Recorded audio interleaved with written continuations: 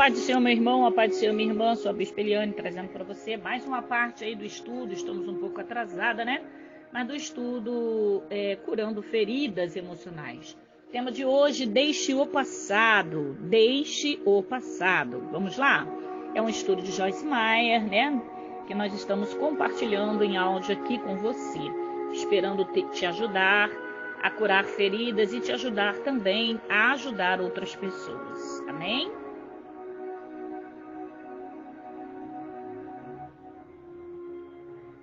Então vamos lá. Encorajo as pessoas a abandonar seu passado, diz a autora, mas nunca a fugir dele. A única forma de obter a vitória sobre o sofrimento do nosso passado é deixar Deus caminhar conosco de volta pela porta do sofrimento e entrar em vitória. Ninguém pode alcançar a vitória por nós. Temos que desenvolver nossa própria salvação. Paulo explicou essa verdade em suas cartas à igreja de Filipos, dizendo: portanto, meus queridos, desenvolvei, cultivai, levai ao alvo, contemplai totalmente nossa própria salvação com referência e consciência e temor, sem autoconfiança, com séria precaução, escrúpulo, vigilância contra a tentação, recuando de tudo que possa ofender a Deus e desacreditar o nome de Cristo. Não as vossas próprias forças, pois é Deus quem está todo o tempo efetivamente operando em vós, energizando e criando em vós o poder e o desejo, tanto para o querer quanto para o realizar da sua boa vontade, satisfação e deleite. Lá em Filipenses, capítulo 2, versículo 12 e 13. Temos que deixar Deus nos levar a enfrentar as coisas e trabalhar em nós para que nossa confusão se torne a nossa mensagem.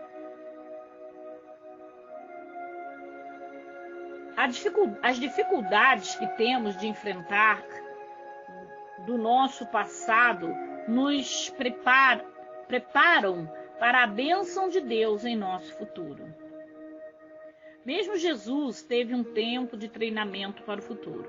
Hebreus capítulo 5, versículo 8 e 9 diz: embora ele fosse um filho, apareceu a obediência ativa e especial, através do que sofreu e, após passar integralmente por tudo, foi aperfeiçoado, equipado, tornando-se o autor e fonte da eterna salvação, para todos aqueles que atentam para ele e lhe obedecem.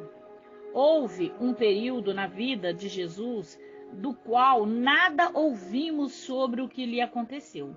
Durante esse tempo, apenas sabemos que ele estava crescendo.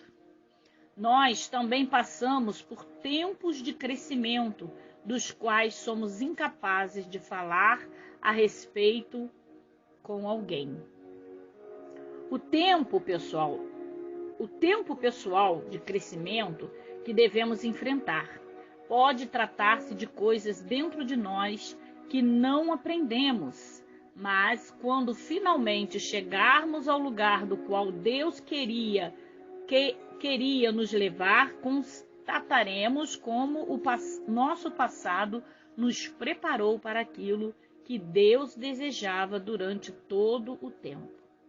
Gosto da história sobre o casal que foi a um antiquário certa vez e encontrou uma bela xícara de chá sobre uma penteadeira.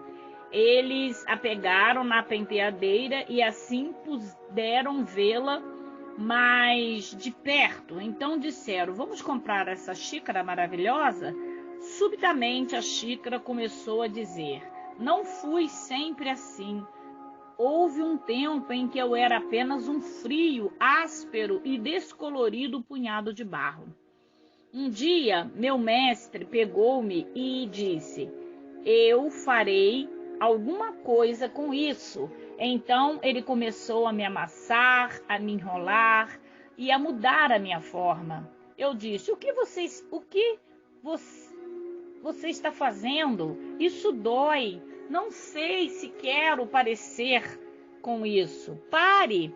Mas ele disse, não ainda. Assim, ele me colocou-me numa roda e começou a girar-me até eu gritar. Pare com isso, estou ficando tonta. Não, ainda não, disse. Então ele me moldou na forma de uma xícara e colocou-me em um forno quente. Gritei, tire-me daqui, está quente, estou sufocado. Mas ele apenas olhou-me através de uma pequena janela de vidro e sorriu, dizendo, ainda não. Quando ele me tirou dali, pensei que seu trabalho tinha terminado, mas não. Ele começou a me pintar. Eu não podia acreditar que ele fez em seguida. Ele colocou-me de novo no forno e eu disse, você tem de acreditar em mim. Não posso aguentar mais isso. Por favor, estou no meu limite. Tire-me daqui. Mas ele disse, ainda não. Finalmente, ele me tirou do forno e colocou-me numa prateleira, onde eu pensei que havia se esquecido de mim. Então, um dia, ele me tirou da prateleira e me levou diante do espelho. Eu não podia acreditar no que estava vendo. Eu tinha sido transformada numa linda xícara de chá que todos desejam comprar. Submeta-se à mão do oleiro. Deus tem um plano maravilhoso para a sua vida. E algumas vezes ele começa a fazer mudanças em nós tão rapidamente que nós sentimos meio atordoados, como um punhado de barro que roda no oleiro, na mão do oleiro. Mas temos que confiar que ele está trabalhando naquilo que é melhor para nós. Vejamos Romanos, capítulo 8, versículo 28. Precisamos apenas fluir com a corrente e deixar que ele nos transforme em algo belo. Isaías compreendeu esse processo quando ele escreveu, porque escondes de nós o rosto. Mas agora, ó Senhor, tu és nosso Pai. Nós somos o barro e tu o nosso oleiro, e todos nós a obra das tuas mãos. Isaías 64, 7 e 8. Para termos vitória na vida cristã, temos que desejar largar o passado, morrer para o eu, perdoar aqueles que nos ferem e deixar Deus nos levar ao lugar das bênçãos prometidas que Ele preparou para nós. Ninguém pode prometer que tudo será transformado da maneira que gostaríamos.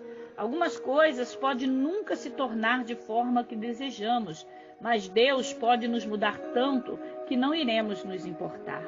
Nosso conforto tem que estar em Cristo. Precisamos esquecer aquilo que os outros pensam a nosso respeito ou o que as pessoas nos fizeram. Temos que fixar nossa atenção naquilo que Deus quer fazer em nós, conosco e por nós agora. Paulo escreveu, pois nele vivemos e nos movemos e existimos. Abandonar o passado envolve olhar para tudo de nova forma. Em Gálatas 2:20, Paulo oferece uma promessa a nós que necessitamos deixar as feridas do passado para podermos agora confessar. Fui crucificado em Cristo, nele eu tenho compartilhado de sua crucificação. Não sou mais eu quem vive, mas Cristo, o Messias, vive em mim.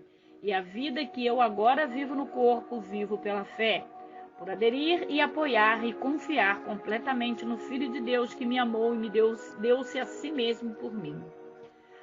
Precisamos aprender a ficar satisfeito por estarmos na vontade de Deus. Quanto mais nos tornarmos o que verdadeiramente somos em Cristo, menos importa o que fomos no passado ou mesmo aquilo que nos aconteceu.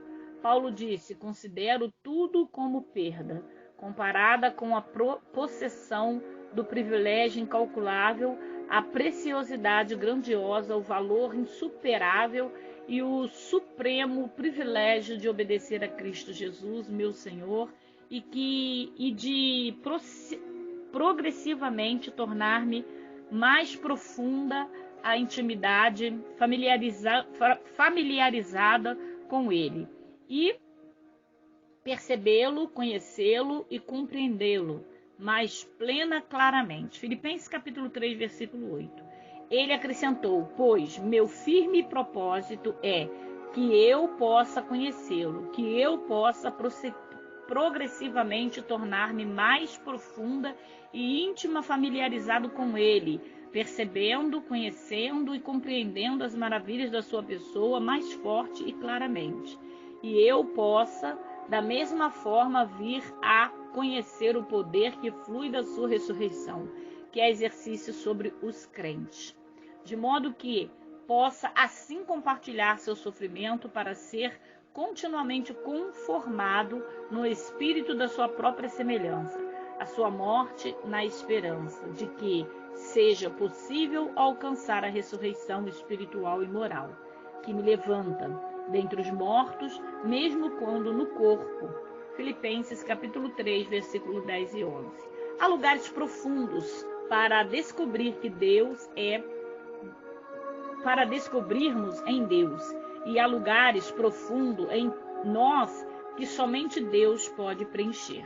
Precisamos compreender o poder da ressurreição de Deus, poder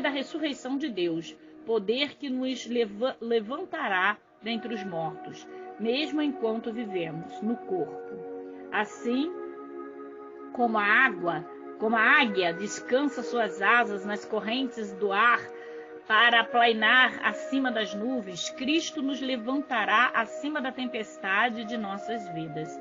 Podemos ter um alvo de nos mover em direção à perfeição, mas nunca chegaremos a esse estado de perfeição até que Jesus volte. Devemos aceitar a nós mesmos, devemos nos amar e desfrutar a jornada, porque sabemos que Deus está trabalhando em nosso tempo, todo o nosso futuro, todo o tempo, prosseguindo para o que está adiante. Paulo continuou a escrever: não, eu agora já tenha alcançado este ideal, ou que já tenha me tornado perfeito, mas eu prossigo em conquistar, apoderar-me e tornar meu aquilo pelo qual Cristo Jesus, o Messias, já conquistou para mim e tornou meu. Eu não considero, irmãos, que já tenha capturado e conquistado ainda, mas uma coisa eu faço, e esta é a minha inspiração: esquecer-me do que fica para trás e buscar o que está adiante. Eu prossigo para o alvo, para conquistar o prêmio supremo e celestial para o qual Deus em Cristo Jesus está nos chamando para alcançar. Filipenses 3, 12, 4. Grifo da autora.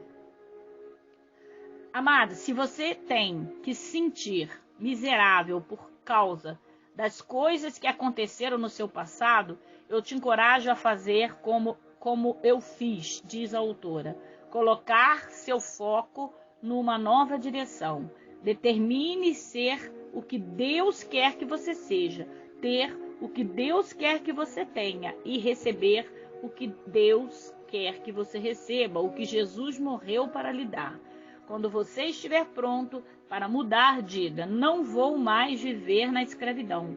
Não vou viver numa caixa, comparando-me com os outros e tentando ser o que eles dizem que eu devo ser.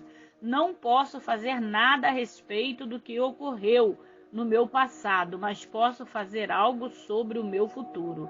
Vou desfrutar minha vida e ter o que Jesus morreu para que eu tenha. Vou abandonar o passado e prosseguir buscando a Deus deste dia em diante. Exige a maturidade abandonar o passado, mas um cristão maduro recebe a plenitude das bênçãos de Deus. Você pode esquecer as falhas antigas, os antigos desapontamentos, os antigos relacionamentos que não funcionaram. Em vez disso, você pode descobrir as novas misericórdias que Deus está pronto para lhe dar a cada dia por causa da aliança que Ele fez com você quando você colocou sua confiança no Filho de Jesus Cristo para salvá-lo. O rei Davi procurou familiares de seus antecessor, o rei Saul, porque ele queria abençoá-lo, simplesmente porque ele tinha um relacionamento de aliança com o filho de Saul, Jonatas, em 2 Samuel 9. Encontra-se história de como Davi encontrou o filho aleijado de Jonatas, Mefibosete, e o trouxe ao palácio real, onde poderia cuidar dele. Mefibosete não tinha feito nada para merecer essa proteção e provisão, exceto que ele tinha um relacionamento com aquele que tinha uma aliança com Davi. Essa é a figura que nos mostra a razão pela qual Deus cuida de nós. Ele nos abençoa porque nós, como crentes, temos um relacionamento com seu Filho Jesus. Não merecemos ser abençoados, não merecemos as bênçãos que recebemos. Podemos até mesmo ser aleijados emocionalmente por causa de alguns acidentes de nosso passado, mas Deus nos apanha e nos restaura para o devido lugar em seu reino da paz. Deus não espera que façamos tudo certo antes de nos abençoar. De fato, a oração mais ungida que podemos fazer é: Senhor, ajude-me. Não podemos alcançar a perfeição sem Deus. Devemos ser totalmente dependentes dele para manter sua promessa em nossas vidas. Somos somente chamados para ser aqueles que creem. Do contrário, seríamos aqueles que fazem. Note bem no detalhe de João, capítulo 6, versículo 28 e 29. Os discípulos perguntaram a Jesus: o que devemos fazer agora para que possamos habitualmente realizar as obras de Deus? O que devemos fazer para cumprir o que Deus requer de nós? João 6, 28. Jesus respondeu: esta é a obra, serviço, que Deus pede de vocês, que creiam naquele que Ele enviou e se apeguem, confiem, apoiem-se, tenham fé em seu mensageiro. O versículo 1 do Salmo 51 oferece uma poderosa oração para nós fazermos. Compadece-te de mim, ó Deus, segundo o teu constante amor, e segundo a multidão das tuas misericórdias, bondade amorosa, apaga as minhas transgressões. Lava-me completamente, repetidamente, as minhas iniquidades, culpa, purifica-me, torna-me completamente limpo dos meus pecados. Pois eu conheço as minhas transgressões e as conheço, e os meus pecados estão sempre diante de mim. Pequei contra ti somente, fiz o que é mal perante os teus olhos, de maneira que serás tido por justo no teu falar e puro no teu julgar. Eu nasci na iniquidade, num estado de iniquidade, né? E em pecado me concebeu minha mãe, e eu também sou pecador, né? Eis que te comprazes na verdade, no íntimo, no recômodo me fizeste conhecer a sabedoria. Purifica-me como sopo e ficarei limpo. Lava-me e ficarei mais alvo que a neve. Faz-me ouvir júbilo de alegria e satisfação, para que exulte os ossos que esmagastes. Esconde o rosto dos meus pecados e apaga toda a minha culpa e as minhas iniquidades. Cria em mim, ó Deus, um coração puro e renova dentro de mim um espírito reto, perseverante e inabalável. Não me repulses na tua presença, nem me retires no teu Santo Espírito. Restitui-me da alegria da tua salvação e sustenta-me com o espírito voluntário. Se simplesmente pedirmos a Deus, Ele nos libertará do sofrimento do nosso passado e criará em nós um espírito inabalável. Mas embora não tenhamos que fazer alguma coisa para receber a libertação de Deus, podemos perder as bênçãos se fugirmos dos nossos problemas sem deixar que Deus nos leve a enfrentá-los. Moisés buscou um caminho mais fácil para sair dos seus problemas. Após ter antecipado o tempo de Deus, ele matou um egípcio e houve uma testemunha do assassinato. Assim ele fugiu para se esconder aonde? No deserto. Antes que Deus chamasse Moisés para liderar a saída para a terra prometida, ele lhe disse para voltar ao Egito. Porque eu seguramente tenho visto o abuso e a opressão sobre o meu povo no Egito, e tenho ouvido o seu gemido e clamor. Eu desci para resgatá-lo. Então venha, eu te enviarei de volta aos egípcios como meu mensageiro. Deus estava enviando Moisés de volta para o povo que o tinha negado, ignorado, rejeitado. Seu próprio povo tinha debochado dele, dizendo: quem te pôs por príncipe e juiz sobre nós? Moisés provavelmente não ficou empolgado em ter que voltar e enfrentar seus problemas no Egito. Deus nem sempre nos chama para voltarmos fisicamente a um lugar em que estivemos, mas se, por exemplo, tivemos um tempo difícil, submetendo-nos a um chefe com certa personalidade, Deus pode nos chamar a passar por esse lugar para trabalhar algumas situações que têm a mesma semelhança, até que dominemos as situações, ou então podemos escolher perdoar.